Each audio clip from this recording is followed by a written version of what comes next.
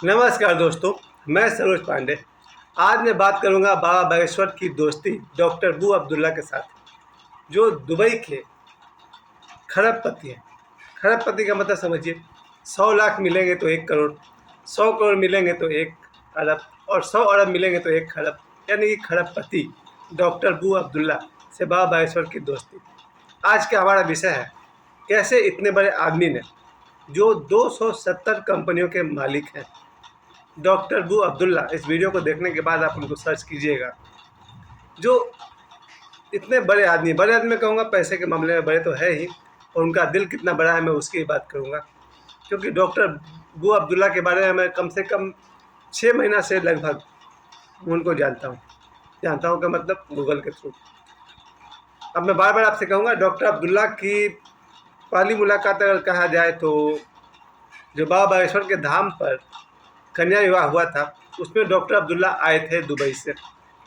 ये मेरे लिए बहुत बड़ी बात है। और मैंने देखा, आज मैंने उन पर थोड़ा सा रिसर्च किया कि डॉक्टर साहब पहले भी भारत में कई बार आ चुके हैं और यहाँ के कई लोगों से वो मिल चुके हैं। उनकी सबसे बड़ी बात ये है कि इतने अमीर होने के बावजूद भी, मैंने अक्सर देखा है, अद्दल गगरी छलकत जाए, इनके पास थोड़ा सा पैसा हो जाता है, थोड़ा सा, वो फिर किसी से बात ही नहीं करना चाहते हैं। लेकिन मैं डॉक्टर अब्दुल्ला के बारे को देख कर कह सकता हूँ कि जब वो बागेश्वर धाम पहुँचे, छतरपुर, और वहाँ कन्याओं के विवाह में वो आए थे, सबसे जो बड़े विनम्रता की बात मैं देखता हूँ कि बाबा बागेश्वर जहाँ बैठते हैं सोफे पर, कुर्सी पर, तो वो ज़मीन पर बैठते हैं। ये बहुत बड़ी बात है। अमीर मैंने बहुत देखे हैं, लेकिन जो अमीर किसी संत का सम्मान करे, ये अमीर मैं पहली बार देख रहा हूँ। हालांकि इससे पहले मैंने देखा था, जब अंबानी परिवार में विवाह हुआ था तो वहाँ बाबा बागेश्वर को बुलाया गया था। लेकिन जो गर्मजोशी डॉक्टर अब्दुल्ला के साथ मैंने देखा है, हर 2 मिनट में वो बाबा बागेश्वर के हाथ पकड़ते रहते हैं। वो उनका प्रेम और स्नेह मुझे अच्छा लगा। तो पहली मुलाकात उनकी हुई है कन्या विवाह में, जब वो बागेश्वर धाम आए थे। डॉक्टर अब्दुल्ला से दूसरी मुलाकात कहिए कि दुबई में जो कार्यक्रम उन्होंने करवाया था, जब बाबा बागेश्वर दुबई गए थे। मैंने यूट्यूब पर जो वीडियो डाला था, अब तक के मेरे वीडियो में सबसे हाईएस्ट व्यूज वाला वीडियो वही है। 2.9 के व्यू है ना सर। 3000 लोगों ने उस वीडियो को देखा है कि बाबा बागेश्वर पहुँचे दुबई में जो कार्यक्रम इन्होंने करवाया था डॉक्टर अब्दुल्ला ने, वो ये रही उनकी दूसरी मुलाकात। उसका आज मैं वीडियो देख रहा था, सामने 20-50 मुसलमान वो गले में बागेश्वर धाम का पटकी डाले हुए बाबा बागेश्वर के साथ बैठे हुए थे और हंसी मजाक सत्संग चल रहा था। मुझे अच्छा लगा, जहाँ पर एक जगह पर 20-25 मुसलमान, क्योंकि वो सब वीडियो डालना शायद अलाउ नहीं रहता, इसलिए मैं नहीं दिखा पाऊँगा, और कुछ मुसलमान वहाँ बैठे हुए हैं, गले में बागेश्वर धाम का दुपट्टा टाइप का डाले हुए हैं, और बाबा बागेश्वर के साथ प्रवचन चल रहा है। एक अच्छा अवसर रहा जब बाबा बागेश्वर और मुसलमानों के बीच सत्संग हुई। क्योंकि जनरली हम लोग समझते हैं कि बाबा बागेश्वर मुसलमानों के कट्टर दुश्मन है, ऐसा कुछ नहीं है। वो सिर्फ सनातन के कट्टर समर्थक हैं।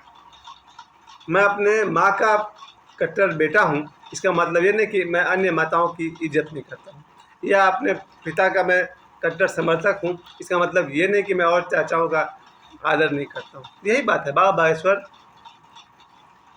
कट्टर हिंदू है, सनातनी है, इसका मतलब ये नहीं कि वो अन्य धर्मों का समर्थन नहीं करते, सम्मान नहीं करते, करते हैं। डॉक्टर अब्दुल्ला के विषय में मैं एक बात और जो मैं समझ में आया कि कल जब बाबा बागेश्वर लौट रहे थे भारत की तरफ, तो कल उनकी मुलाकात फिर हुई है डॉक्टर अब्दुल्ला से उनके घर पर। मैं समझ गया कि डॉक्टर अब्दुल्ला ने बाबा बागेश्वर को अपने घर पर बुलाया है। उस वीडियो को मैं सुबह से मैं देख रहा था, और तो मुझे दिखाई पड़ा कितना गर्मजोशी से उन्होंने अपने घर पर बाबा बागेश्वर को बुलाकर स्वागत किया। जहाँ एक तरफ आज पूरी दुनिया हिंदू मुस्लिम के नफ़रत की आग में जल रही हो, और वहाँ ऐसा प्रेम कि बार बार डॉक्टर अब्दुल्ला बाबा बागेश्वर के हाथ पकड़ रहे हैं, गले मिल रहे हैं, और बहुत सारा मैंने प्रेम उनका देखा। और कल बाबा बागेश्वर वापस भारत पहुँच गए हैं। इस मित्रता से मैंने क्या सीखा, क्यों मैंने आज के वीडियो के विषय को चुना? पहली बात, गरीबी स्वाभाविक नहीं है, गरीब होना कोई बहुत बड़ा गौरव की बात नहीं है।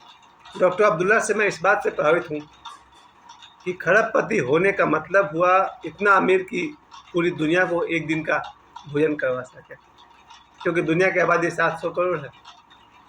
तो एक आदमी पूरी दुनिया को एक समय का भोजन करा सकता है, इतनी सामर्थ्य है।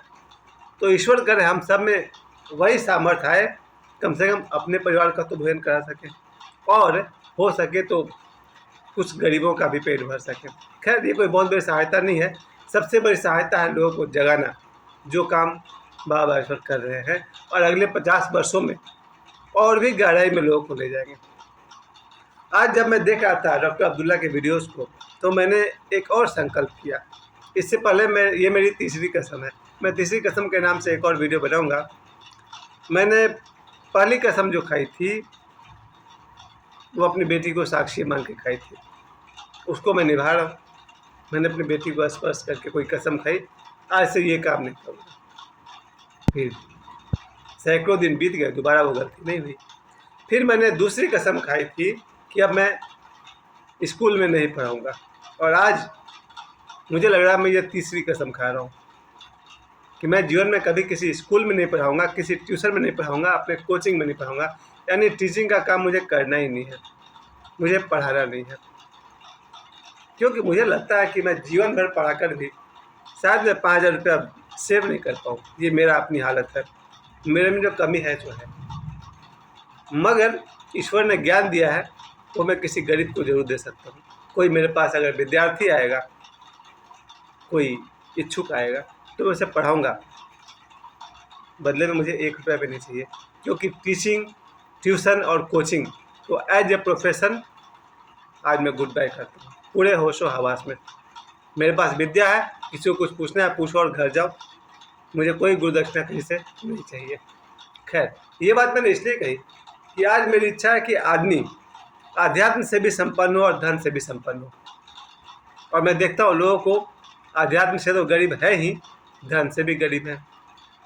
मैंने अपने आसपास बहुत सारे सो कॉल्ड रिच मैन देखे हैं, तथा कथित अमीर व्यक्ति, जिनको अगर 5,000 रुपये अगर मैं मांग बैठूं तो फिर उनको पसीना आ जाएगा देने में। ऐसे सो कॉल्ड रिच मैन तथा कथित अमीर लोगों को मैं ये कहना चाहता हूँ, अगर धरती पर डॉक्टर अब्दुल्ला जैसे लोग हैं, कितनी उम्र है, मात्र 39, एक 39 साल का लड़का, मैं तो लड़का ही कहूँगा क्योंकि मैं अपने आप को 52 साल का लड़का कहता हूँ, एक 39 साल का आदमी अगर खरबपति हो सकता है तो वाई नॉट ऑल, बाकी लोग क्यों नहीं हो सकते? लेकिन कोई प्लास्टिक के खिलौने से खेलने की आदत बना ले तो उसकी मर्जी। हम गरीब इसलिए हैं क्योंकि गरीब सोचते हैं। जब बच्चा बहुत छोटा होता है तो वहीं से उसके माता पिता उसको छोटे छोटे काम में लगाए थे। ट्यूशन पढ़ाओ 50 रुपये मिलेंगे, कहीं नौकरी कर लो 2,000 5,000 मिलेगा, और छोटे छोटे खिलौने पकड़ाए थे बच्चे को, और वो फिर वो आगे बढ़ ही नहीं पाता। लेकिन मेरा सौभाग्य देखिए, मैं बहुत कम उम्र में, मुझे शायद 17 साल की उम्र में मेरा परिचय देवरा बाबा जैसे शब्दों से हो गया था, और देवरा बाबा वर्ल्ड के बिगेस्ट सेलिब्रिटी मेरी तरफ से थे। फिर मेरी दूसरी पहचान हुई ओशो से 1992 में, जब मैं 19 साल का था और मुझे पता चला ओशो के पास 93 रोल्स रॉयस है। तब मुझे पता चला कि एक आदमी इतना भी राइज कर सकता है कि उसके पास 93 रोल्स रॉयस हो और 64,000 एकड़ का आश्रम हो, 64,000 एकड़ का आश्रम हो। मेरे देखे अगर कोई पर्सनली कोई रिचेस्ट मैन है तो ओशो है। किसी व्यक्ति के पास 64,000 एकड़ का आश्रम रहा हो, 96 रोल्स रॉयस रहा हो, एक आदमी का निजी अपना, उसे मैं कहूँगा रिच मैन। और आज ओशो की वीडियो जितनी दुनिया में देखी जाती है, ओशो के किताब या वीडियो जितना देखा जाता है, अगर उसका मूल्यांकन करें तो आज ओशो की प्रतिदिन की इनकम मेरे हिसाब से लाखों करोड़ों है। क्योंकि आज मुझे लगता है दुनिया में सबसे अधिक ओशो को लोग देखते हैं, उसके बाद बाबा बागेश्वर या किसी का भी नाम ले लीजिए, नंबर 1 पर ओशो है। यानी आज भी ओशो अपनी कमाई खुद कर रहे हैं। तो मेरा जो प्रभाव रहा मेरे ऊपर, देवरा बाबा का रहा, one of the rich man, Osho का रहा जिसे मैं धरती का सबसे रिचेस्ट मैन मानता हूँ, और जो तीसरा प्रभाव रहा बाबा बागेश्वर का।